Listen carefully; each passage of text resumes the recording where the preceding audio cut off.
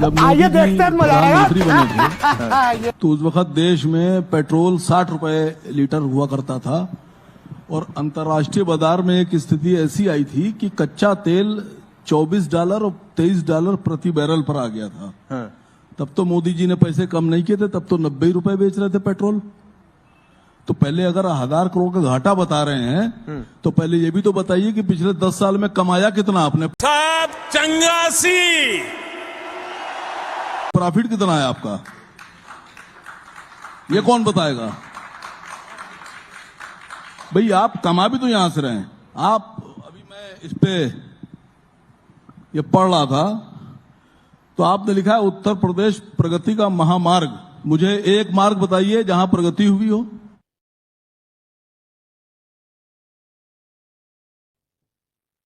कहीं प्रगति नहीं हुई है। कौन सी प्रगति आप कर रहे हैं? नहीं, मैं तो आपसे पूछ रहा हूं, उत्तर प्रदेश में कोई प्रगति नहीं हुई है। नहीं सर, बात समझिएगा। आप सड़क बनाते हैं, उस पर पैसे पहले लेने लगते हैं टोल लगाकर।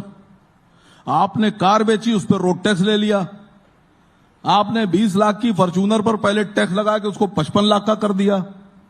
भाई रोड टैक्स भी हम दें, इनकम टैक्स भी हम दें, रजिस्ट्रेशन फीस भी हम दें, जीएसटी भी हम दें, पेट्रोल पे वैट भी हम दें, और उस बाद आप सड़क बनाएंगे पब्लिक के पैसे से, उस पर हमसे पैसे ले लेंगे आप। तो आपकी सरकार आ जाएगी तो आप सारा टैक्स खत्म कर देंगे? होना चाहिए सर। टैक्स होना ही नहीं चाहिए। नहीं, टैक्स जैस टैक्स रखिए आप। ये तो गुंडा टैक्स हो गया है कि तुम कमा रहे हो, हमको इतने पैसे दो वरना हम तुम्हें गोली मार देंगे, तुमको जेल में डाल देंगे, तुमको किडनैप कर लेंगे, तुमको बंद कर लेंगे। ये टैक्स सरकार के टैक्स नहीं होते हैं। सरकार के टैक्स होते हैं कि ईमानदारी के टैक्स दो। एक मिनट सर, आप बात निकाली तो पूरी कर लेने दीजिए। आप हमसे टैक्स ले रहे हैं, आप हमसे वोट ले रहे हैं, आप हमसे सरकार बनवा रहे हैं, और उसके बाद में हमारे ही बच्चे स्कूलों में अवैध फीसें जमा करेंगे। 10-10 हजार, 12-12 हजार, 8-8 हजार की फीस जमा करेंगे। हमारे बच्चों के जो कोर्स हैं वो 700-600 रुपए का कोर्स स्कूल के मालिकान 7-7 हजार, 8-8 हजार का बेचेंगे। सरकार की नजर इस पे नहीं है। एजुकेशन मिनिस्टर क्या कर रहे हैं? अरे बाप रे, ये तो धोती खोल रहा। अभी आपके चैनल पर अभी कुछ देर पहले ब्रजेश पाठक जी बैठे थे, स्वास्थ्य मंत्री हैं। आपने तो उनसे स्वास्थ्य पर सवाल ही नहीं पूछा कोई।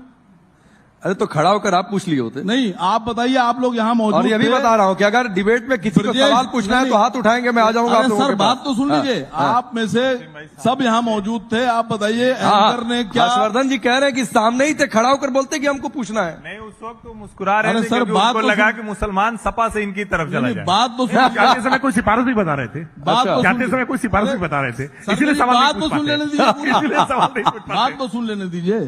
पहले तो हर्षवर्धन जी के आगे आप लगाते हैं राजनीतिक विश्लेषक या पत्रकार। उनको बताइए आरएसएस का पत्रकार।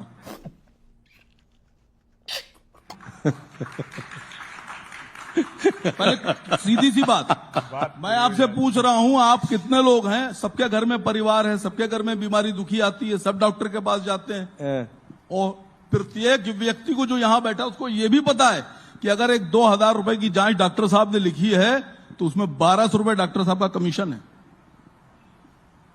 पता है ना? अच्छा चलिए, मैं एक मिनट सर, क्या आपने ब्रजेश पाठक को यह बात नहीं पता है? क्या ब्रजेश पाठक को इस पर कार्रवाई नहीं करना चाहिए? अरे तो ब्रजेश पाठक जी चले गए भाई, उसी से मैं आपको पूछना था। आप राकेश जी कह रहे हैं कि आप सिफारिश करने में लगे हुए थे। ये मान गए ना, आपका काम हम कर रहे हैं। अरे तो करिए सर, खड़ा होकर पूछ लिए होते। ओपन प्लेटफॉर्म है। मैंने तो यहाँ भी लोगों से कह दिया किसी को सवाल पूछना है तो इशारा करे, मैं उठ के चलाऊंगा। अरे सर, आपने किसी से कुछ नहीं कहा। ये तो पारदर्शिता है सर, ये तो ट्रांसपेरेंसी है। आपने पहले लेकिन आप राहुल गांधी को लेकर जो सवाल उठ रहे हैं कि वो 60 करोड़ का खर्चा कहां से हुआ, उस पर आप नहीं बोल रहे। आपने पहले से बता कर रखा है कि बीजेपी से सवाल ना पूछना। ना कोई, आप बोलिए किसको, कौन पूछेगा, बोलिए। मैं तो चला बोलने नहीं दे रहे। ट्रांसपेरेंसी है। मैं देश की बात कर रहा हूँ, जो देश की बात नहीं। सब यहाँ देश की बात कर रहे हैं सर, जो देश की बात, पाकिस्तान की बात करने थोड़ी नहीं बैठा है यहाँ पर। मैं अवाम की बात कर रहा हूँ, मुझे बोलने नहीं दे रहे। हाँ तो यहाँ भी देशी आवाम की बात, देश की बात कर रहा हूँ, मुझे बोलने। चलिए 30 सेकंड और पूरा करिए। अगर आप राष्ट्रवाद पे बहस लेकर आए हैं तो मुद्दे भी राष्ट्रवाद के होना चाहिए, सवाल भी राष्ट्रवाद के होना चाहिए, जवाब भी राष्ट्रवाद के होना चाहिए। सर, पत्रकार वाला काम मुझे छोड़ दीजिए, आप जवाब वाला काम करिए। सवाल मैं पूछ रहा हूँ, आप जवाब दीजिए। 30 सेकंड और पूरा करिए। मसला तो यही है सर। मतलब आप सबको सिखा लेंगे कि काम नहीं कर रहे हूँ, आरएसएस के पत्रकार हैं, मैं पत्रकार नहीं हूँ, मैं सवाल नहीं कर रहा हूँ, आप नेतागिरी छोड़कर सब काम कर लेंगे। हर्षवर्धन जी 30 सेकंड बोलिए। आ रहा हूँ एक दिन भी मोदी सरकार में 24-25 डॉलर का क्रूड बिका होगा तो मैं टीवी पर चैनल पर आना बंद कर दूंगा। आप लोग सब खोज लीजिए, इतना झूठ बोलते हैं असीम वकार, और आपके पास समय है, आप बताइए 24-25 डॉलर कभी भी होगा, बताइएगा। कभी नहीं, not for a single day. 39 to 40 dollar Covid time में आया था।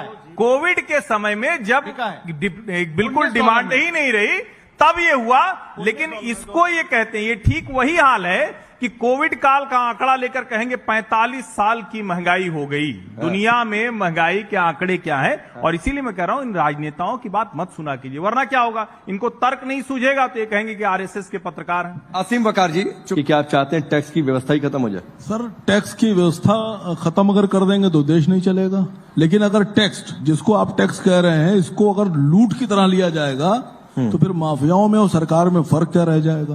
100 रुपए अगर एक आम आदमी कमा रहा है तो उससे आप 3-4 रुपए ले लीजिए, 5 रुपए ले लीजिए, उतना ही लिया जाता है। लेकिन अगर 100 रुपए आदमी कमा रहा है और छुपे हुए और खुले हुए टैक्सेस मिलाकर उससे आप 70 रुपए ले लेंगे तो फिर आप माफिया से कम नहीं है। जब भारतीय जनता पार्टी की सरकार आई तो उसने कहा कि एक देश एक टैक्स, एक देश एक टैक्स, पहले जीएसटी लगाएंगे। तो अगर आप एक देश एक टैक्स की बात कर रहे हैं तो सब चीजों पे अगर जीएसटी लगाया है तो पेट्रोल के ऊपर, डीजल के ऊपर आप वैट क्यों लगाए हुए? अरे देवा, ये गड़बड़ है बाबा। सभी राज्य सहमत हो जाएंगे तो निश्चित तौर पर वो भी होगा। मतलब लूट है कहीं? सभी राज्य सहमत हो जाएंगे तो वो भी होगा। जीएसटी लूट है, निर्णय कब किया इसका? असीम वकार भाई सुनिए, एक बच्चों वाली बात की है।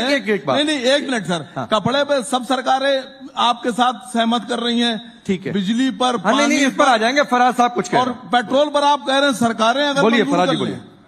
मजाक कर रहे हैं आप देश के साथ। देखिए राकेश भाई, आप अपने अंधभक्तों को बनाइएगा बेवकूफ। आप तो पहले जो नहीं, आप अपने अंधभक्तों को बनाइएगा बेवकूफ। जो 35% है, वकार साहब सुनिए, जो 65% है उनको आप बेवकूफ नहीं बना सकते। सर, ये परिभाषा आप मंच से उतर कर दीजिएगा।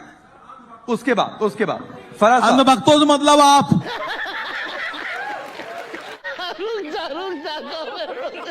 सरकार सेंट्रल की अगर वैट लगा रही है तो स्टेट गवर्नमेंट जीएसटी कैसे लगा सकती है? फार्मूला आप बता। अरे अभी वैट की बात हो रही है, आप जीएसटी पर चले गए। हाँ, तो आप अगर लोग मिलजुल पेट्रोल, कर, अरे तो भाई जाकर काउंसिल में कहिए ना कि लाइए इसको एक दायरे में, सिस्टम में। कितने लोगों ने जाकर? नहीं, लोग पूछ रहे हैं कि अगर एक चीज मोदी जी कोई भी प्रोडक्ट वैट लगा के बेच रहे हैं तो उसको राकेश पांडे जी जीएसटी लगा के कैसे आगे बेचेंगे? ठीक बात है। चलिए, अब हर्षवर्धन जी एक आखिरी टिप्पणी, और आखिरी टिप्पणी है कि ये ना राहुल गांधी के दौरों का हिसाब बता पाए, प्रधानमंत्री के दौरों पर सवाल उठाने के अलावा, और ना तो उधर पीडीए ऑडिट में सवर्ण है कि नहीं है वो भी ना बता पाए। ये बता कैसे लेंगे? एक मिनट, अब आपने इनसे पूछा, जब भारत के प्रधानमंत्री, मैंने हर्षवर्धन जी से पूछा, भारत के प्रधानमंत्री और भारत के वित्त मंत्री, जिनके पास सारा डाटा और आंकड़ा और सब कुछ मौजूद है, जब वो नहीं बता पा रहे हैं राहुल गांधी के दौरों का रिकॉर्ड, तो ये कैसे बता देंगे बेचारे? फराज किदवई, जो आप कह रहे थे कहिए। मैं एक चीज और ऐड कर देता हूं। मैंने आपके पार्टी के मुखिया का एक सोशल मीडिया पोस्ट देखा, पीडीए ऑडिट की बातचीत कर रहे हैं। ये सनातन हिंदुत्व एकता की काट आपको पीडीए में ही नजर आती है। हालांकि कैबिनेट एक्सपेंशन में ये दावा कर रहे हैं कि पीडीए से आगे का समीकरण ये फिट कर दिए। 2004 से 14 के बीच में जो क्रूड ऑयल है वो 217% से बढ़ा था, 217% से, और तब पेट्रोल और डीजल लगभग 60 रुपए के आसपास बिक रहा था। और आदरणीय प्रधानमंत्री जी के शासनकाल में वो जो 10 साल वाला जो है उसमें क्रूड ऑयल लगभग मुझे लगता है 67% के आसपास से गिरा, लेकिन हमको पेट्रोल डीजल जो है वो 100 रुपए के आसपास मिल रहा था। दूसरी बात, देखिए आदरणीय प्रधानमंत्री जी पूरे देश के प्रधानमंत्री जी हैं। अब हर्षवर्धन जी, अब आप जाइए यहां से। अब देखिए जवाब मिल गया आपको। आपको नहीं सर, वो बात नहीं कि मैं चैलेंज कर रहा हूं। आपको टीवी डिबेट छोड़ना पड़ेगा। असीम वकार जी, मैं इकोनॉमिक्स का स्टूडेंट हूं, मैं आंकड़ा लेके बैठा हुआ हूं। एक बताइए, मैं आपको साल खोल के, मेरे पास चार्ट पड़ा हुआ है। 2020 नहीं, करेक्ट, $19, बिल्कुल नहीं, $19, कभी नहीं, $19, $57 पर बैरल 2019 का आंकड़ा निकाल लीजिए। अरे हर जी $19 है, आगे बढ़ते हैं। नहीं है, बिल्कुल नहीं है। चलिए, मेरे पास चार्ट है सर, आप जहां से भी खोल, चलिए आगे बढ़ते हैं। हाँ, मैं आ रहा हूं सर, फराज साहब की बात पूरी हो जाए। वाइज बात कर लीजिए। $25 का क्रूड कभी नहीं, मैं फिर कह रहा हूं, कोविड काल में जब डिमांड बिल्कुल नहीं हुई, आप उसके आंकड़ों की बात कर रहे हैं। मैं फिर से दोहरा रहा हूं, इसीलिए आप लोगों की समस्या है कि आप फैक्ट पे बात नहीं कर पाते। रुक, तेरे को बताते तेरी माँ की। थोड़ी मर्यादा रखिए। आदरणीय प्रधानमंत्री जी, Rakesh ji, politics of optics करते हैं। और मैं ये क्यों बोल रहा हूं? देखिए, दो चीजें हैं। यहां पर काफी नौजवान बैठे हुए हैं और कुछ लोग ऐसे भी बैठे हुए हैं जिनके बच्चे अभी पढ़ करके निकल रहे हैं। मैं पेपर लीक की बात नहीं कर रहा हूं, वो तो दुनिया कर रही है। हालांकि आज हिंदुस्तान टाइम्स में निकला है पेज नंबर 3 पे या 2 पे कि उसमें भारतीय जनता पार्टी का एक नेता शामिल था जो नीट पेपर लीक हुए। ये हिंदुस्तान टाइम्स बोल रहा है, मैं नहीं बोल रहा हूं। अब उसकी सच्चाई हर्षवर्धन जी बता देंगे, राकेश भाई बता देंगे। लेकिन आदरणीय प्रधानमंत्री जी करना कुछ चाहते हैं, हो उल्टा जाता है। मैं तो इस देश के नौजवानों से एक सवाल पूछना चाहता हूं कि आदरणीय प्रधानमंत्री जी ने कहा था कि वो अगले 5 साल में 1 करोड़ इंटर्नशिप 1 करोड़ बच्चों की करवाएंगे। कहा था कि नहीं कहा था? कहा था। कितने बच्चों की उसमें इंटर्नशिप हुई और कितनों को नौकरी मिली? 1 करोड़ इंटर्नशिप का वादा और 10,000 बच्चों को इंटर्नशिप मिली और 95 को नौकरी। इसीलिए तो ट्रस्ट डेफिसिट हो रहा है। दूसरी बात, आदरणीय प्रधानमंत्री जी ने कहा देश की जनता से कि लाइन में लग जाओ, नोटबंदी हम करेंगे। मैं विपक्ष का नेता होते हुए भी मैंने भी ताली बजाई, लेकिन उसका रिजल्ट क्या हुआ? आदरणीय प्रधानमंत्री जी ने कहा कि इसके 3 रिजल्ट होंगे। पहला, कैश इन सर्कुलेशन जो है वो कम होगा, जो कि चेक करिएगा आप लोग जाकर के, कैश इन सर्कुलेशन डबल हो गया है। दूसरा, उन्होंने कहा कि जाली नोट सिस्टम से गायब हो जाएंगे। आप लोगों को यह जान करके दुख होगा कि इस देश का जो मॉडल स्टेट है गुजरात, वहां पर जाली नोट जो हैं वो इस देश के लगभग 50% पाए गए। ये मैं नहीं बोल रहा हूं, ये सब सरकारी आंकड़ा बोल रहा है। जुम करो। तो प्रधानमंत्री जी, आदरणीय प्रधानमंत्री जी जो है राकेश जी, वो क्या करते हैं? वो सिम्टम्स का इलाज करते हैं। मतलब अगर कोई डॉक्टर यहां पर है, वो अगर किसी को टाइफाइड हो जाएगा, उसकी वजह से बुखार आएगा, फीवर आएगा, तो पैरासिटामोल देने के बजाय टाइफाइड का इलाज होना चाहिए। लेकिन आदरणीय प्रधानमंत्री जी जो हैं वो सिम्टम्स की दवा देते हैं, वो पैरासिटामोल की दवा पैरासिटामोल देते हैं। दूसरी बात, आपने अभी पीडीए की बात करी। देखिए, हम लोग क्या है, हम लोग जो हैं आदरणीय अखिलेश यादव जी की जो राजनीति है, वो राजनीति सबको साथ में लेकर के चलने वाली है। वो राजनीति है कि गोस्वामी तुलसीदास जी ने कहा था ना कि राम राज बैठे त्रिलोका, हर्षित भय गए सब शोका, बैरू ना कर काहू संग कोई, राम प्रताप विषमता कोई। हम लोग तो वो पीडीए की राजनीति करते हैं कि जो पीड़ित है, जो दुखी है, जो अपमानित है, नहीं सर, उसके साथ हैं। लेकिन उस पीडीए के नारे में फराज भाई आप लोग भगवान राम को ही किनारे कर देते हैं। नहीं, उस पीडीए की सियासत में आप लोग सवर्णों को ही किनारे कर देते हैं। भाई साहब देखिए, सुनिए, ये बोल रहे हैं कि भगवान राम को किनारे कर देते हैं। हाँ? अरे समाजवादी पार्टी का प्रवक्ता भगवान राम को याद कर रहा है। भारतीय जनता पार्टी के जा नहीं रहे हैं। अरे भारतीय 2 घंटा लगेगा फराज भाई। अब सुनिए, 2 घंटा लगेगा अयोध्या पहुंचने में। देखिए, हमारे यहाँ आपके पार्टी के हमारे जाते जाते जमाने लग गए। हमारे यहाँ के मुखिया को बुलावा नहीं आ रहा है प्रभु राम का। अरे रुकिए, बाज बहादुर जी रुकिए तनिक। ये क्वेश्चन गलत है। अब आप क्वेश्चन गलत है। आप कहते हैं कि हमें अयोध्या में प्रभु श्री राम का आशीर्वाद मिल गया। अब जिसको प्रभु राम आशीर्वाद दे दिए वही प्रभु राम बुला नहीं रहे हैं। ये सवाल आपको गलत लग जाता है। सुनिए, आसिम वकार साहब से मैं ये पूछने वाला कोई नहीं होता हूं कि आप हज कब करेंगे। मैं पूछ सकता हूं आपसे? क्या मैं पूछ सकता हूं कि आपके ऊपर उंगली उठा सकता हूं? नहीं उठा सकता हूं। नहीं, लेकिन हज पर सवाल भी नहीं उठा सकते। ये हज पर सवाल भी नहीं उठा सकते। आपके अंदर इतनी हिम्मत बार बार होती है कि आप प्रभु रामलला पर सवाल उठाते हैं। इनकी हिम्मत हो तो हज पर सवाल उठाए, इनसे हिम्मत हो तो हज पर सवाल उठा के दिखाए। हज पर ये सवाल ना उठा पाएंगे, पैगंबर साहब पर ये सवाल ना उठा पाएंगे, लेकिन प्रभु राम पर सवाल उठाएंगे। आप आगे बढ़ने दिए।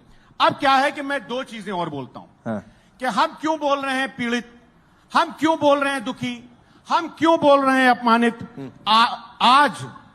आज यहां देश में नौजवान बैठे हैं। आज टाइम्स ऑफ इंडिया का पेज नंबर 2 या 3 खोलिएगा, उसमें लिखा हुआ है कि लखनऊ शहर में जहां आप बैठे हुए हैं, वहां हर 10 मिनट में एक बच्चे के साथ अपराध हो रहा है। मैं कुछ नहीं बोल रहा हूं, और यह भारत सरकार की रिपोर्ट है, एनसीआरबी। और सुन लीजिए, इनके विकास, लोहिया अस्पताल लखनऊ में है, यह सबको पता है। हिंदुस्तान टाइम्स 12 मई 2026, 7 साल पहले घोषणा की थी कि लोहिया अस्पताल में Atal Bihari Vajpayee institute of medical sciences में साइंसेज बनेगा, और 2 बैच एमबीबीएस के निकल गए। अच्छा। और अस्थायी सुविधाओं से पढ़ाई पूरी कर लेने के बाद आज तक वहां पर काम नहीं शुरू अब देखिए, हुआ। मैं तो ये अटल जाऊंगा बिहारी जनता वाजपेयी के जी बीच को भी में। ठगते हैं। नहीं, मैं ये जाऊंगा अटल बिहारी जनता के वाजपेयी बीच में। जी को भी लेकिन धोखा फराज देते साहब, हैं। आपकी एक उनके बहुत अच्छी नाम से आदत है। शुरू हुआ आप अस्पताल। स्किप रूट बहुत 7 अच्छे से साल हो तलाशते गए। हैं। इन्होंने अटल फराज बिहारी साहब, वाजपेयी जी आप के नाम पे स्किप सिर्फ रूट- राजनीति की और कुछ फराज नहीं भाई, किया आप है। स्किप रूट बहुत अच्छे से तलाशते हैं। देखिए, अभी टैक्स पर बात हुई और राकेश भाई ने इनकम टैक्स की बात की। भाई साहब, कॉर्पोरेट टैक्स 30% से कम करके 22.5% क्यों किया गया? मतलब कॉर्पोरेट टैक्स 30% से कम करके 22.5% कर देंगे और दूध दही आटा पर जीएसटी 18% लेंगे। ये इनकी असलियत है। 2 लाख करोड़ रुपए माफ किए, 2 लाख करोड़ रुपए 30% से कम करके 22.5% कर देंगे। और दूसरी बात, 16 बार एक्साइज ड्यूटी बढ़ाई है पेट्रोल डीजल पर इन्होंने, 16 बार 35 लाख करोड़ रुपए इन्होंने कमाए। और जनता को क्या दिया आपने? लवणेन भोज्यम। खाली आश्वासन, झूठे वादे कि हम इंटर्नशिप स्कीम देंगे, नोटबंदी कम करके हम कैश इन सर्कुलेशन कम करेंगे। देखिए, जनता सब समझती है। नोटबंदी का बहुत दर्द जनता- है राकेश जी, नोटबंदी नोटबंदी का क्या? बहुत दर्द है अब तक। हाँ, बिल्कुल अब है। तक- अब तक दर्द बिल्कुल कम है हुआ। दर्द। नहीं, वो बिल्कुल दर्द है। हम जान रहे हैं। क्योंकि हमारे भारी देश के नुकसान लोग हुआ है। लाइन भारी में नुकसान लग हुआ करके है उनकी कैश का। जाने गई हैं। भारी नुकसान हुआ है। हमारा ठीक है। एमएसएमई तबाह ठीक हुआ है, है। तुम चुल्लू भर पानी में जाके डूब के मर जाओ।